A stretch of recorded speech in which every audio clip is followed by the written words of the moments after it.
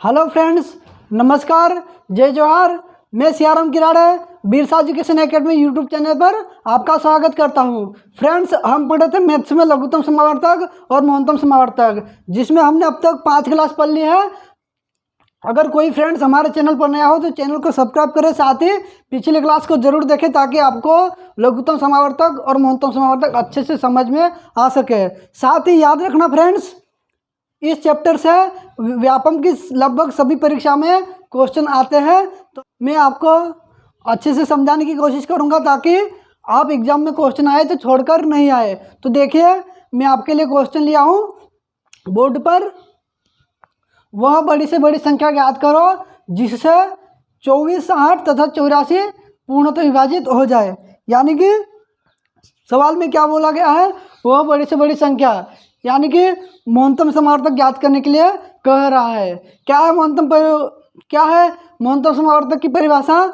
वह बड़ी से बड़ी संख्या ज्ञात करो जिससे दी गई सभी संख्या पूर्णतः विभाजित हो जाए। यानी कि ये दी गई सभी संख्या पूर्णतः विभाजित हो जाना चाहिए। तो देखिए फ्रेंड्स, न्यूनतम समावर्तक किस तरह से निकाला जाता है मैं आपको बहुत अच्छे से समझाया था पिछली क्लास में, यानी कि क्लास नंबर 2 में मैंने आपको न्यूनतम समावर्तक का बिल्कुल बेसिक कॉन्सेप्ट समझाया था कि हम किस तरह से संख्याओं का न्यूनतम समावर्तक निकाल सकते हैं।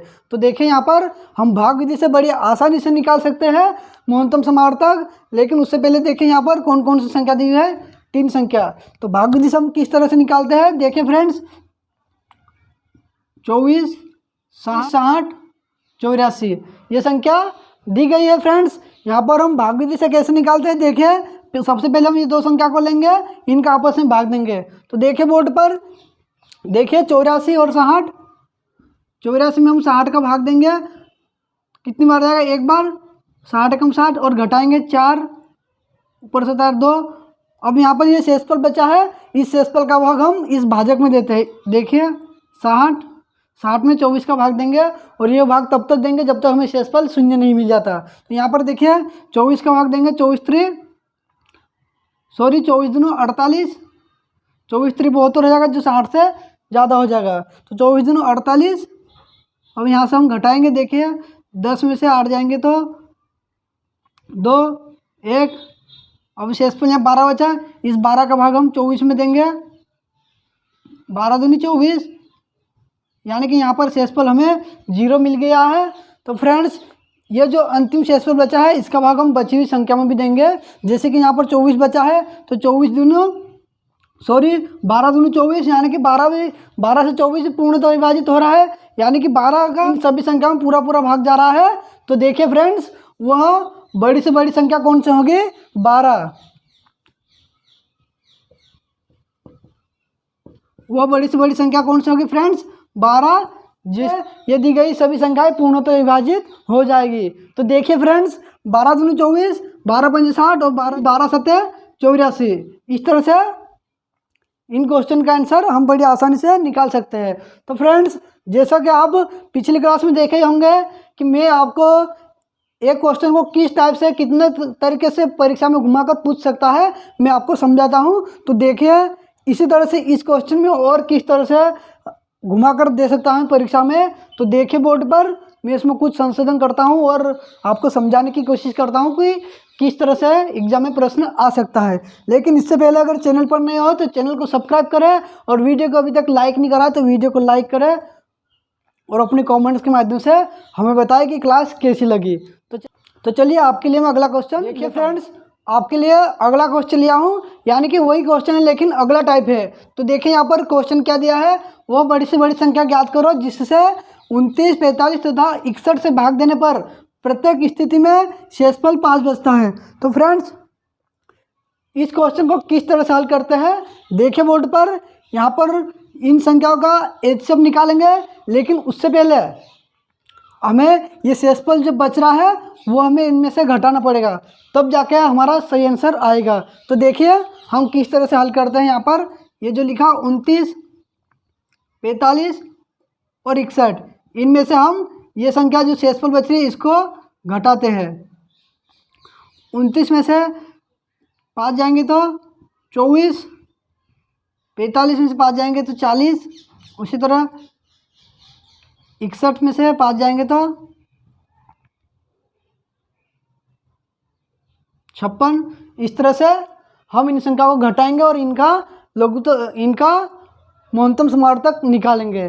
तो देखिए फ्रेंड्स, यहाँ पर इन संख्या का हम HCF निकालेंगे।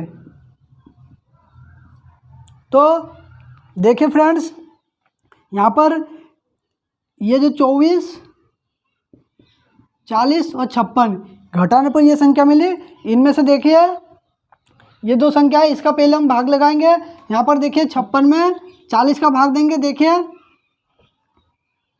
56 में 40 का भाग देंगे, 40 से कम 40 घटाएंगे 6 और एक 16 बचा। 16 का भाग हम 40 में देंगे फिर से। 16 दूनी 32, 8 बचा और इस 8 का भाग हम 16 में देंगे। 8 दूनी 16। इस प्रकार यहाँ पर अंतिम भाजक क्या बचा 8 और इस 8 का भाग यानी कि ये जो अंतिम भाजक है उसका भाग ये बची संख्या में देंगे। तो देखिए बची संख्या क्या है 24, 8 3 24 यानी कि 8 का भाग इन सभी संख्याओं में पूरा चला जाएगा। तो देखिए फ्रेंड्स, ये जो अंतिम भाजक 8 बचा है ये इसमें इन संख्याओं में भाग देंगे तो प्रत्येक स्थिति में शेषफल 5 बच रहा है क्या। तो देखें यहाँ पर 8 3 24 5 बच रहा है, इसमें से भी 8 5 40 तो भी 5 बच रहा है, 8 7 56 तब भी 5 बच रहा है, यानी कि वह बड़ी से बड़ी संख्या कौन सी होगी 8। इस क्वेश्चन का सही आंसर 8 होगा। तो फ्रेंड्स, इस तरह से हम ऐसे क्वेश्चन को हल करते हैं और मैं उम्मीद करता हूँ कि आपको समझ में आया होगा और क्लास अच्छी लगे तो वीडियो को लाइक करें और साथ ही चैनल पर नहीं हो तो चैनल को सब्सक्राइब करें। और इसी के साथ चलिए इस क्वेश्चन में और किस तरह से घुमा कर दे सकता है, यानी कि इसका अगला टाइप देखते हैं आपके लिए। तो देखिए फ्रेंड्स, आपके लिए क्वेश्चन लेकर आया हूँ। उस क्वेश्चन का अगला टाइप क्या है क्वेश्चन, वह बड़ी से बड़ी संख्या ज्ञात करो जिससे यदि 17 26 तथा 23 से भाग देने पर शेषफल क्रमशः 1 2 तथा 3 बचता है। तो फ्रेंड्स, इस तरह से क्वेश्चन आए तो हम कैसे हल करते हैं। देखिए बोर्ड पर, यहाँ पर ये जो शेषफल बच रहा है उस शेषफल को हम इनमें से घटा लेंगे। तो देखें यहाँ पर 17 से 1 को घटाएंगे तो क्या बचेगा 16।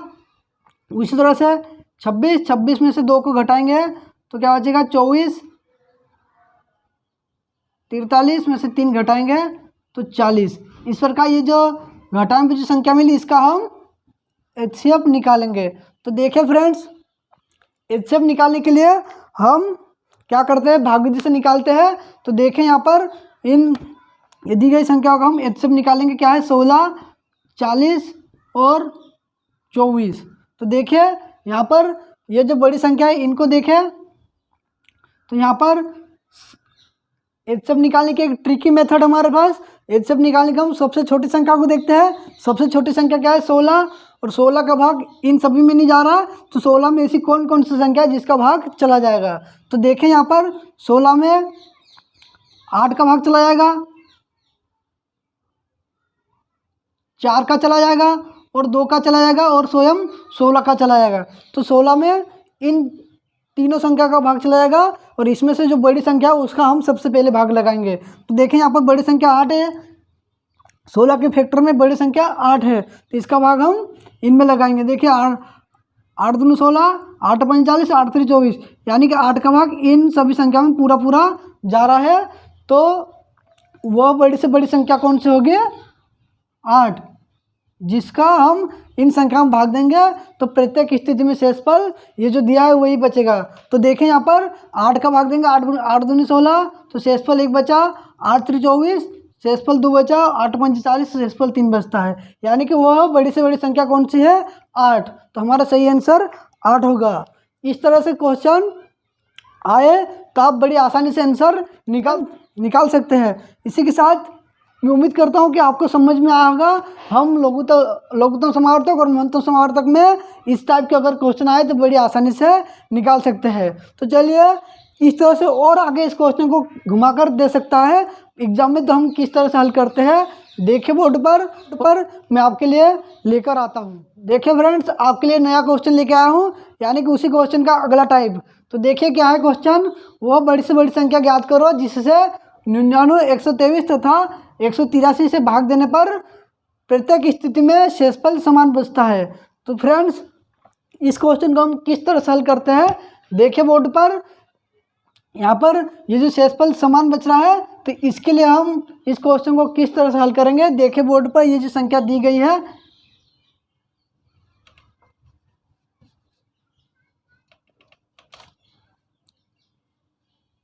99,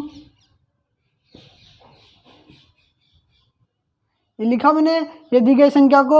अब देखें यहाँ पर ये सबसे छोटी संख्या है, उसको हम इन दोनों में से घटाएंगे और जो सबसे बड़ी संख्या होगी उसमें से एक छोटी संख्या को घटाएंगे। तो देखें यहाँ पर सबसे बड़ी संख्या कौन सी है, 183, इसमें से हम घटाएंगे 99 को,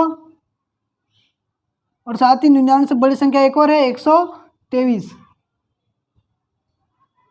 और अगली संख्या कौन सी है 183, ये 123 से बड़ी, तो इसको भी इसमें से हम घटाएंगे। तो देखिए बोर्ड पर घटाने पर हमें क्या मिलता है।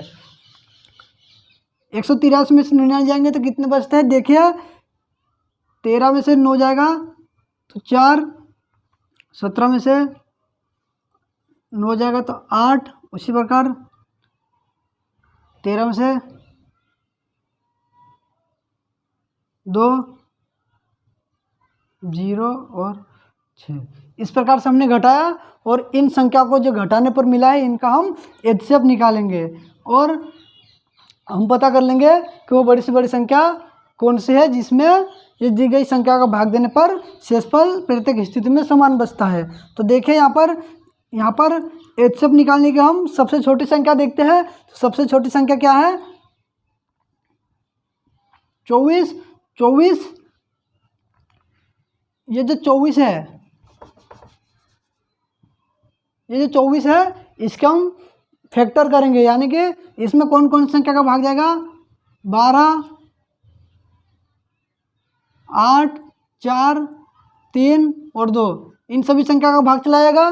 तो देखिए यहाँ पर बड़ा फैक्टर कौन सा है, 12 का हम सबसे पहले इन संख्या में भाग देंगे, 12 पंजे 60 और 12 सत्ते 84, यानी कि 12 का भाग इन संख्या में पूरा जा रहा है। तो वह बड़ी से बड़ी संख्या कौन सी होगी, 12, यानी कि 12 का हम इन संख्या में भाग देंगे तो प्रत्येक स्थिति में शेषफल समान बचेगा। तो देखिए फ्रेंड्स इस तरह से हम इस क्वेश्चन को हल करते हैं और मैं उम्मीद करता हूँ कि आपको समझ में आया होगा कि इस तरह से अगर क्वेश्चन आए तो हम कैसे हल कर सकते हैं। तो चलिए आज के लिए बस इतना ही, और घर पर रहिए, सुरक्षित रहिए और निःशुल्क शिक्षा को ज़रूरतमंद लोगों तक पहुँचाने के लिए हमारे चैनल को सब्सक्राइब करें, शेयर करें। धन्यवाद।